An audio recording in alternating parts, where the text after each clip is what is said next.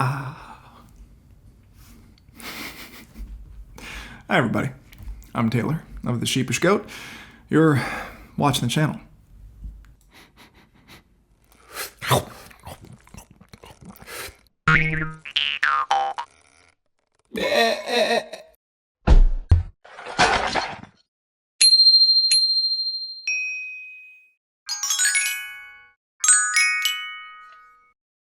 Nice to see you again, or for the first time. Today we're talking about why your conversations suck. And that might feel like a very clickbaity title, but really it's about why my conversations suck. And I want to explore the idea with you and see if we can all learn something and help improve conversations across the world. What sounds, I don't know. Sounds a little full of myself, a little pretentious, but no. Hear me out. We have good thoughts here, I promise. Let me tell you how my conversations generally go. Historically, I've had improvement, and we'll get to that. So, first things first. Hi. My conversations suck. Why do my conversations suck? Okay, let's talk about that.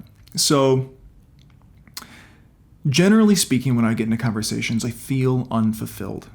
I feel as if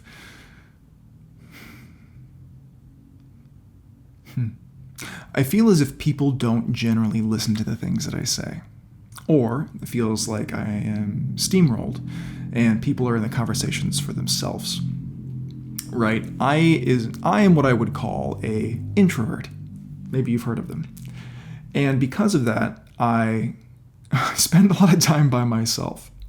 That's not what I was going to say, but sometimes it just comes out. The point is that when I like to have conversations, I like to have conversations. I spend a lot of time by myself because I like to spend time by myself, which inherently means that when I'm alone, I think about things. Well, maybe not everybody is that way, but I'm that way.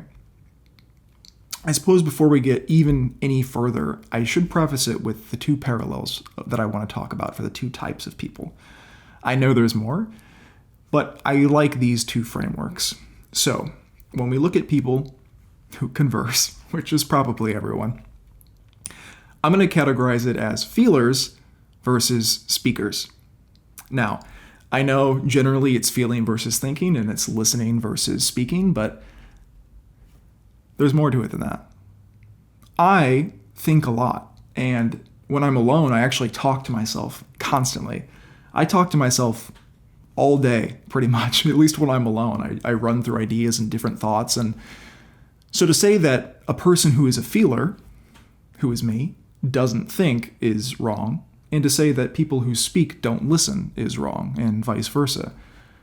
But for me, I think the two parallels are really feelers versus thinkers. Generally, when I get into conversations, I do it with the intention of feeling something. I'm looking for depth in conversation. I'm looking for connection. As I said, I talk to myself all day long. If I truly just wanted to chit-chat, shoot the breeze, I would just do it with myself. There's no point in me, this sounds insane, there's no point in me talking to someone unless I'm going to get something out of it, like on a truly deep emotional core level, right? Like, will I grow from this conversation? Does it benefit me? Is there a reason and intentionality behind it? Because venting at people, communicating with the idea of just expelling everything on your mind, that's not good. And generally, that's how I'm going to categorize speakers. I think a lot of people get into conversations with the intention of just extricating everything they have inside of them because either they don't have the opportunity to talk a lot of the time, they don't have another source, or because they don't know how to process their own emotions. So when they get the opportunity to speak, generally with someone like me who is aware and who does historically make space for people, it all comes out at once. People have a tendency of feeling comfortable around me, which is good and bad. Good because people feel generally good to tell me things that maybe they wouldn't tell other people. That's cool. I would never betray that, so awesome. At the same time, that means that they tell me way more than they probably would with somebody else. And thus I get steamrolled. A lot of times when that happens, not every time, but a lot of times when that happens, there is no room for me in a conversation. In those situations, if I'm on the phone, I could put the phone down and walk away, and no one even knows I've left. And the same thing happens in physical contact with someone, right? I could be in a conversation with someone, they're talking to me, and I haven't said anything for 15 minutes because they just continue to talk. And even if I say something, they continue to talk. They ignore the thing that I've said. They move past it immediately without any interest in the things that I've said. That's not because the things I say don't have interest or value, which is something I struggled with for a very long time, but it's because they're so focused on themselves and what they get from the conversation that it removes the other party entirely. So it's not a conversation. It is a vent session. They could have this conversation with the wall and I don't need to be there. But unfortunately, it's a situation where you get trapped and you can't get out of it. Again, this isn't necessarily malicious, but I think it comes with a lack of awareness. And it comes with a lack of self-regulation and emotional stability within those people. They're looking for an outlet, and you might just be the one who's there and available. So, there was a lot of different thoughts at one time. So, how do I deal with that? How have I dealt with that in the past? Let's talk about that. In the past, it was very difficult because I felt like when I spoke, nothing mattered, right? I don't talk to a lot of people, right? Because I spend a lot of time alone. I talk to me. So, if I want to talk to someone, cool. Someone wants to talk to me, right? That's going to be great. So I'm going to tell them about the one thing that I've done because I'm introverted, because for a long time I didn't do anything for myself. That's sort of a new practice as I work my way through my depression. But I didn't do a lot for myself. So maybe I would do one thing, right? I would be excited to talk about that because, hey, I finally have something to talk about. Generally, I felt bad being in conversations because I felt unworthy. I felt uninteresting, like no one would really care because I wasn't doing anything. When I sat at home and I drew, cool, such a cool guy, Taylor, which I like now, of course, but like at the time I didn't because I didn't have self-confidence. So I would get to the point where someone would ask me a question, right, and be like, cool, what are you doing? Like, yeah, so like I'm working on this new video. It's going to be super cool. I made this new drawing and it's about this. And I'm like, okay. So anyway, I was at this thing the other day and fuck everything you just said because I don't care. And it doesn't necessarily mean they don't care, but they don't know how to invest in someone. That takes vulnerability. That takes true interest. It takes being in a conversation for someone other than yourself, right? So when that would happen to me, it felt as if, well, fuck it. I have literally nothing else to talk about because that was the one thing I wanted to talk about. I brought it up. And it's gone. I can't circle back to that. They didn't even ask questions the first time. Do I repeat the same thing I just said in hopes that they might be interested? No, now I feel desperate. And that's generally what would happen.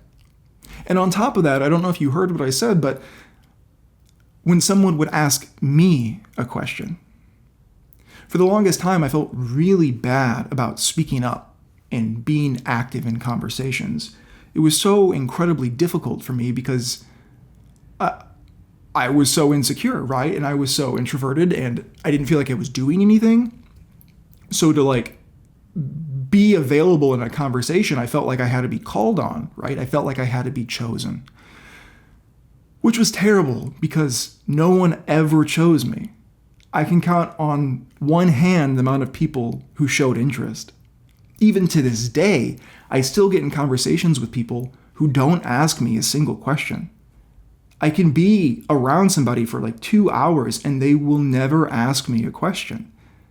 They might have one follow-up to something I say, but outside of me directly bringing something up to talk about, there is no response to the things that I say. It's just like, oh, that's cool. And then they go on with something else. Or we have a lull and maybe we'll go to some other topic, but like, there is no question about the thing that I say. That's really hard because it invalidates you entirely. And again, it doesn't mean that person doesn't care. but it does show that they have an insecurity, and it does show that they don't know how to properly communicate feelings and how to properly communicate with another person. That's a hard thing because immediately as a human, we want to take things very personally. We want to take things as this insecurity, this overwhelming, like, oh, fuck, they don't like me, they hate me, or I'm not interesting, I'm a piece of shit. That's immediately kind of what happens. It's always what happened for me. And when I got into therapy, which I've been going for about 5 months now, it's really great. I recommend it. Go to therapy, everybody, even if you think you don't have a problem. I promise you do have a problem, and I promise you can work on it in therapy if you want to work on it. You have to want to. Let's keep going. When I went to therapy and started going, I kind of talked about this idea, feeling like all my conversations were terrible and like no one was really interested, and I felt like I wasn't really worth even being in conversations. And my therapist told me something, who I've called V, and I will continue to call V on this channel. V told me that the space doesn't exist unless you take up the space.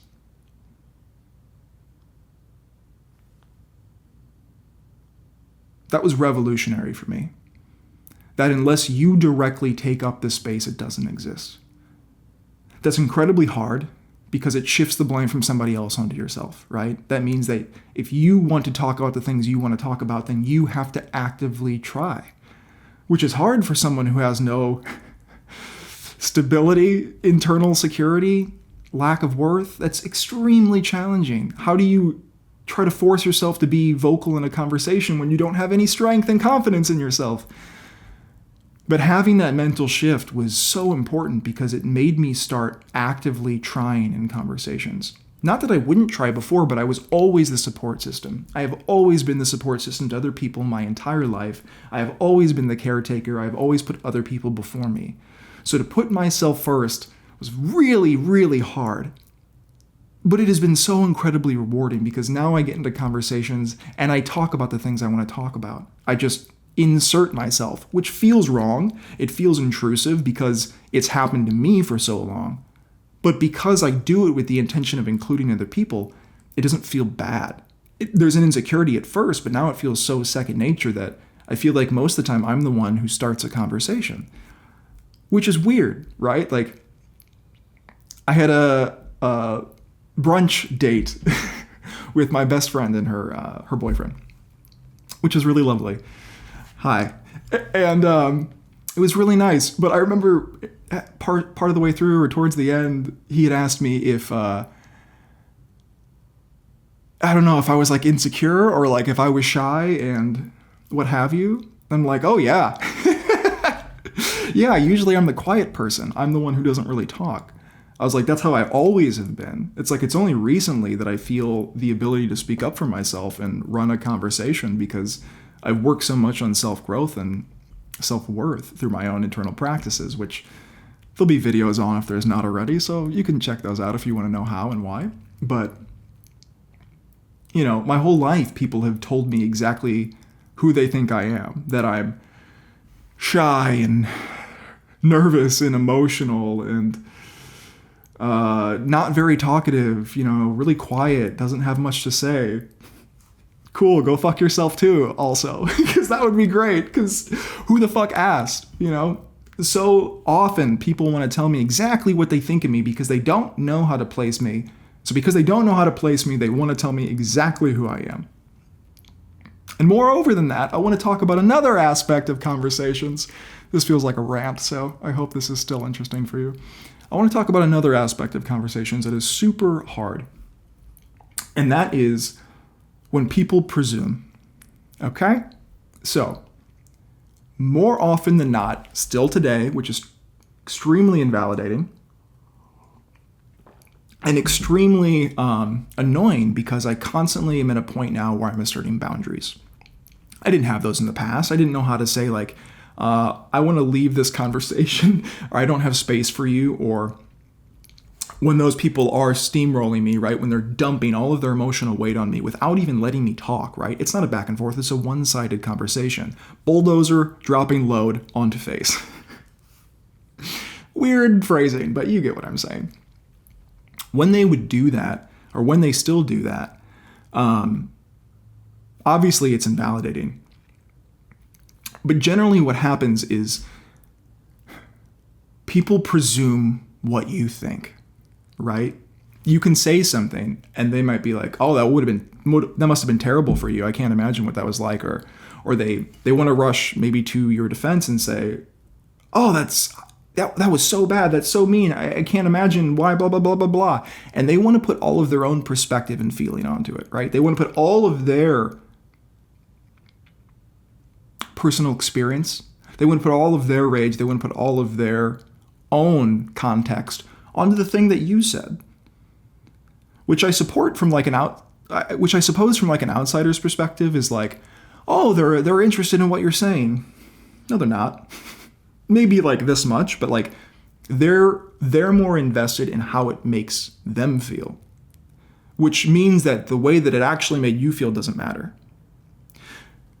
Generally, how conversation should go is somebody says something and then you say, wow, I can't imagine what that was like. How did that feel for you? Or what did you think about that? Or do you like that? Instead of just saying, oh yeah, you like this. You're this way. Yeah, for sure. That's totally you. I couldn't imagine. That has also happened my entire life, where people want to presume what I think, presume who I am, and tell it to me. But never asked who I am, never asked what I think, what I want. It's just a presumption. You're shy. You wouldn't want to do that. You're quiet. It must mean that you hate talking to people. It must mean that you're really insecure talking to people. Actually, no. I actually do enjoy talking to people. The problem is that I hate talking to people because people never want to talk to me. People want to talk at me, but people don't want to talk to me. So why am I there? What's the point? The reason that I'm quiet is that I'm saving my energy. And that's the point when I was talking about people steamrolling and dumping on you, right? I'm at a point now where I've built boundaries and I've figured out how to be active in a conversation, but also be passive in a conversation. I take on a lot of the emotion of other people because I am an emotional person. I'm very empathetic. I'm very emotionally aware externally. So if someone comes to me and they're dumping all this baggage, it weighs on me really heavy. I can be impacted by the things that people say. It can put me in a bad mood. It can make me cry. It can make me do whatever. It'll add to my depression. So I have to be very selective about who I let in and how I take on other people's energy. So I figured out ways in which I can listen to somebody, but not be invested in the emotional well-being of somebody. That might sound harsh. That doesn't mean that I don't care, but it means that I don't have to be responsible for fixing their issues. It means that I don't have to be responsible for making sure they're okay. I can be there, I can talk to them, I can help them work through something. Maybe I can even provide a solution if they want that. But I'm not responsible, which means that I have a level of separation that allows me to exist secondarily. And if someone wants to emotionally dump on me, I don't have to be responsive. I can be as quiet and I can be as passive as they are to me. And that allows me to remove myself from the situation much faster. It allows me to not be bogged down by those feelings because I close off the wall and that all just falls away, right? That is incredibly important, especially if you're someone like me, or maybe even a very normal person, right? Because I think everybody's impacted that way, and I think most people just don't quite realize it. So having boundaries, having the ability to speak up for yourself is important. In the inverse, asking what people want, asking if they, how they were impacted, asking if they want your opinion, asking if they want your advice. It's hugely important, right? Because presuming in a conversation immediately removes the other person. So in a conversation, what are the rules? Let's do a baseline. Let's summarize a little bit of what I said. Talk to someone. That requires active listening, right? Hear what they say and respond. You don't need to feel bad if you've carried on for a story for maybe 10 minutes. If you're allowing room for the other person to respond to the things you're saying and be an active part in the conversation. Moreover, if you're on a tangent and you're talking about you for a while, guess what? A real conversation then allows a pivot where the other person gets to talk about the things that they care about. And that person actually takes interest in the things that they're saying. They ask him what that meant to them. They ask him how it impacted them. Are they looking forward to how this changes going forward? Are they upset about it? How does this truly impact them? Because guess what? That's how conversations work. It is a give and take. To the point I said earlier, feeling versus speaking, I hope it makes sense. Because if you're coming into a conversation with the emotional integrity to be an active participant, you're feeling. But if you're coming into a conversation to just ventilate everything you feel, to remove it from your body without any awareness that that's going to hurt this other person, even if you don't mean it to, you're dumping all of your negative context and emotion onto them. So, before that, theoretically, in a very healthy and normal sense, ask them if they have space. Ask them if they have time and the energy to listen to the things you say.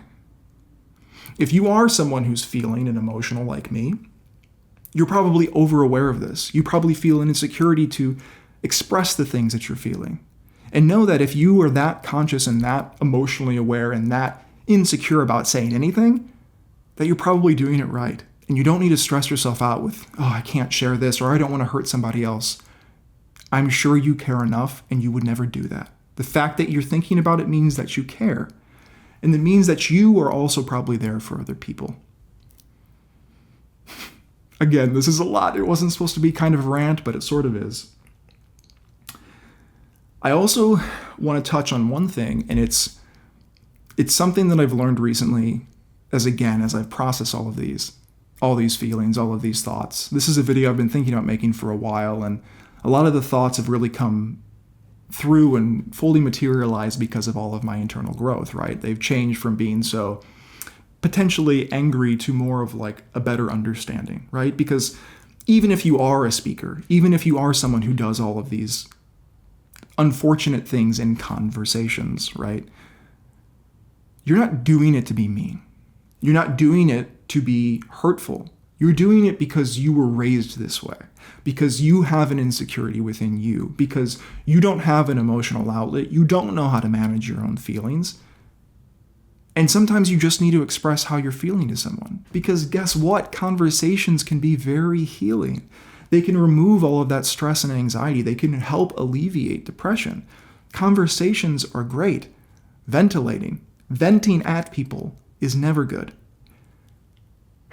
Sharing anger of other situation and then redirecting on the person you're talking about is extremely unkind and extremely toxic. You are minimizing that person, or you are taking out all the bad feelings you feel about another context, about another person, and you are putting that onto them. You need to be aware of this when you talk to people, because you need to have emotions and understanding of people when you talk to them. Again, these aren't one-sided. They go both ways. So take time, be aware, be available, be a person, right? First and foremost, just be a person. But I want to talk about, like I said, two things that I've learned. For me specifically, as I've said, there's a lot of times in my life where when I talk to someone, it feels hollow. It feels, maybe not like they're not listening, but maybe that they don't have much to say. And it doesn't necessarily mean that they're not a feeler. It doesn't necessarily mean that they aren't being an active role, asking me questions without me even having to insert myself. Like, that exists, but they might not know how to quite respond. And it depends on the context, right? Someone can tell me something and I might not have a great response. It depends on what you're talking about. Not everything even requires a response, right? I hope that's evident and very obvious. But there's a lot of times, even still, right, I insert myself now and I have a better understanding of conversations, I have a better understanding of myself. But even now, when I talk to people occasionally, there'll be times where it's a big thing for me, or it's an important topic, and I don't always get the quality of response that I would hope for.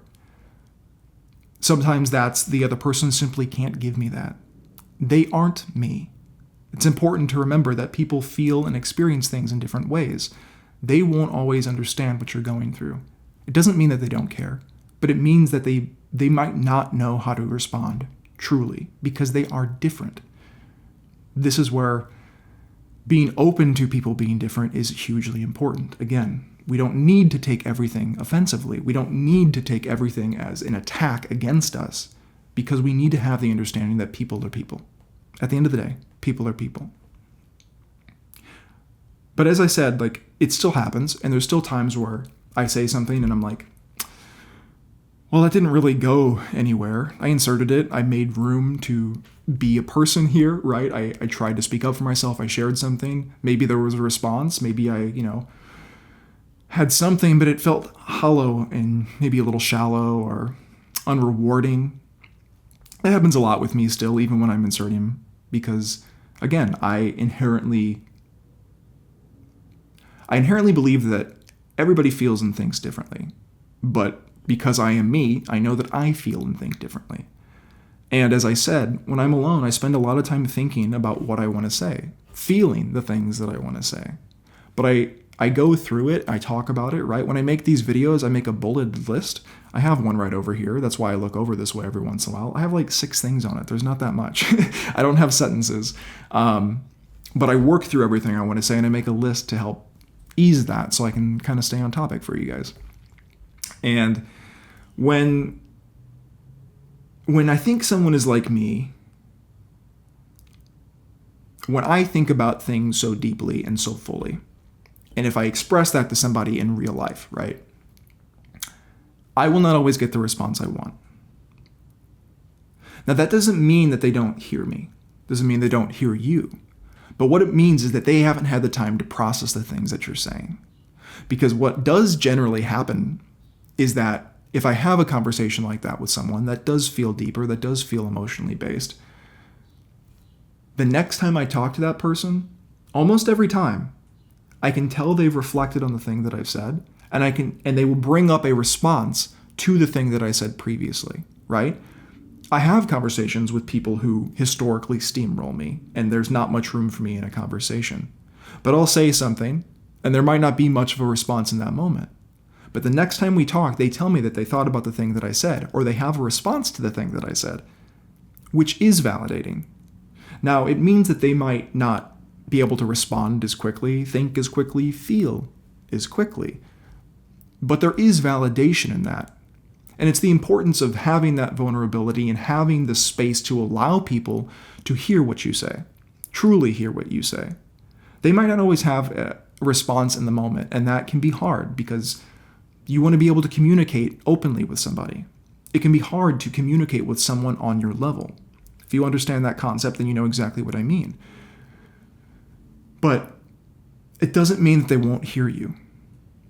So if we get out of the mindset of they don't care, if we get out of the mindset of I never feel like these conversations matter, it doesn't mean that they don't. It just means that they might not know how to respond in that moment, and they might have an insecurity about how to respond in general because it makes them ask a question inside, right? They might naturally be a speaker. They might not naturally be a feeler. So to feel what you feel is really hard because they not only have to feel what you feel, but they have to feel what it means for them. And they might not know how to do that because it can be very terrifying to look inside yourself and really explore the depths of your emotion, why you are, who you are, what you want. It's a lot because in life, it gets hard sometimes. And it doesn't mean that it's bad, but it means that it can be hard to meet people at the same level all the time. So meeting people where they're at is truly the most important thing in conversations. It truly is the foundational level of we might think different, we might feel different, but we can still talk. I should be able to share what I want to share with you if you have space. And you should be able to share with me if I have space. Because we care about each other. And if you don't, then you're wasting your time talking to this person. Now, all of that was a lot. I hope it made sense. But there's one more thing I want to say. And I think this is amazing. And we're going to take a quick drink. So, as we're talking about being understood, communicating, feeling kind of worth in conversations, not that you're putting your worth into it, but that you're feeling like you're actively part of conversations, like you're having good conversations where both people feel like they're coming out of it happy, in a better energy, moving forward, enlightened maybe. Calm down, hold on. I was at a dance competition yesterday. It was for my niece, and I'm sitting there waiting for her to go on. And sitting next to me is her little sister, my other niece. And she's sitting there, she's eating a snow cone, and she's talking to me every once in a while. I'm looking down like, okay. We're going over whatever she wants to talk about. And this recital comes on, or whatever. This next performance comes on. And as this next performance is going, there's this song that I've never heard before. And it's kind of like a emotional movie kind of energy from what I recall. And the chorus keeps going, you're fine, you're fine. Like that's what the guy is singing. He's like, you're fine, you're fine. Totally on key, just like that. And all of a sudden I'm sitting there, I'm watching this, and to my left I hear, I'm like, and I look at her and she's like, he's singing, I'm five. And she's like, I'm five. That's so funny. And it's so incredibly cute and endearing because she completely misheard what was happening. It was I'm fine, not I'm five. But it was so much better because it was I'm five. Communicating is important. Being clear about what you want is important. But it doesn't have to be perfect. It doesn't have to be this regimented thing that do it exactly this way. It's so important that you communicate properly or you're an asshole. It's not that severe as long as you're trying. The truth is that as long as you're trying, you're five. And I think being five is so freeing, right? Because you have the space to say, things don't have to be so serious. Things feel serious all the time. But how did they feel when you were five? It's so simple. It's so beautiful. But the next time you talk to anybody, just be five. Just be five. And everything will be okay. Yeah. I think that's the takeaway for today. So until next time, everybody. See you then. Love you.